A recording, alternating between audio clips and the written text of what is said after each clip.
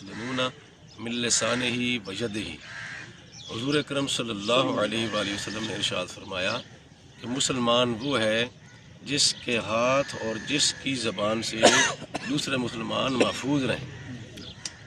نبی علیہ السلام کے جو خصائص اور کمالات ہیں ان میں آپ صلی اللہ علیہ وآلہ وسلم کی ایک جو خوبی ہے وہ ہے جوامع الکلم۔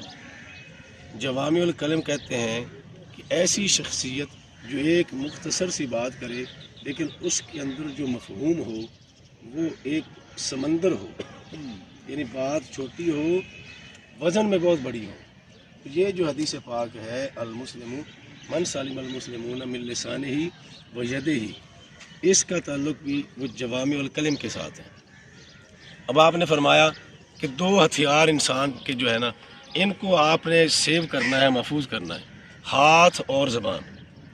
اب اگر ہم ڈیپلی گہرائی میں جائیں اس حدیث پاک کے مفہوم اور اس کی شرح کے اندر تو پتہ یہ چلتا ہے کہ انسان زیادہ گناہ جو کرتا ہے وہ یا ہاتھ سے کرتا ہے یا زبان سے کرتا ہے۔ آپ دیکھیں جی، رشوت جو لیتا ہے وہ ہاتھ سے، کسی کا گرے پکڑتا ہے تو ہاتھ سے، ملاوٹ کرتا ہے تو ہاتھ سے، جوا کھیلتا ہے تو ہاتھ سے، چوری کرتا ہے ہاتھ سے، ڈکیٹی کرتا ہے ہاتھ سے۔